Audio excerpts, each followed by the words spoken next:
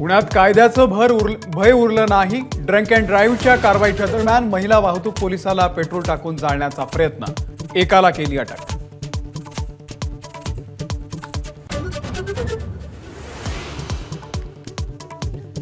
रवींद्र वायकर यांना कथित जोगेश्वरी भूखंड घोटाळा प्रकरणामध्ये मुंबई पोलिसांकडून क्लीन चिट।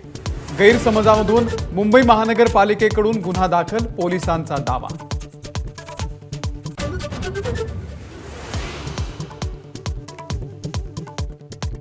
आता फक्त दाऊदला क्लीन चिट द्यायचं बाकी। वायकरांच्या क्लीन चिटवरून संजय राऊतांचा घणाघात, तर महायुतीकडे गेल्यानंतर वॉशिंग मशीनमध्ये धुतलं जातं, पटोलेंचा टोला।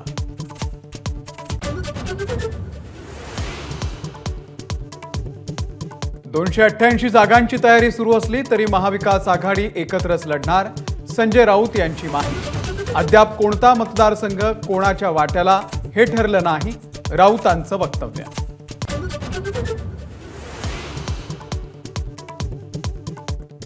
शिवसेना पक्ष आणि धनुष्यबाण चिन्हावरती 15 जुलैला सुप्रीम कोर्टामध्ये सुनावणीची शक्यता। निवडणूक आयोगानं एकतर्फी निर्णय दिल्याचा ठाकरे गटाचा याचिकेमध्ये आरोप।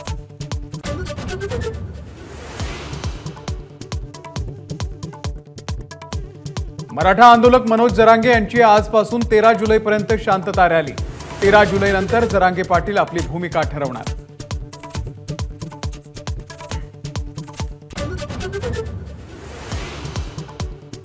नाशिकमध्ये पुरोहित संघ आक्रमक, यमकुंड परिसरामध्ये ठिय्या आंदोलन।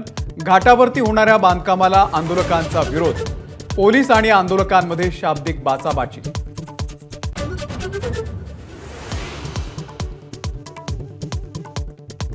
अकोल्यामध्ये पीक विमा कंपन्यांची मनमानी, कुणाला 100 रुपये तर कुणाला 200 रुपयांची नुकसान भरपाई।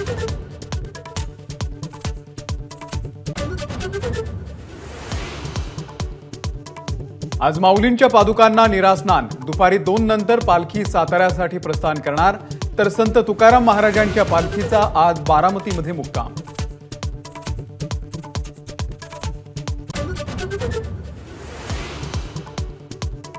MMRDA रोखे विकून 50,000 कोटी रुपये उभारणार।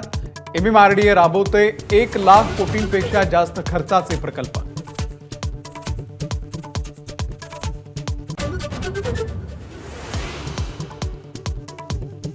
हाथरस दुर्घटनेमधील मुख्य आरोपी देवप्रकाश मधुकरचं दिल्ली पोलिसांकडे आत्मसमर्पण। देवप्रकाश मधुकर हा कार्यक्रमाचा मुख्य आयोजक।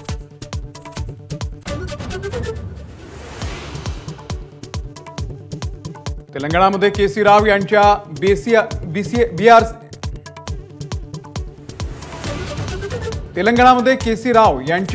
BRSला भगदाड। विधान परिषदेचे 6 आमदार काँग्रेसमध्ये दाखल। गुरुवारच्या रात्री 12 वाजता झाला प्रवेश।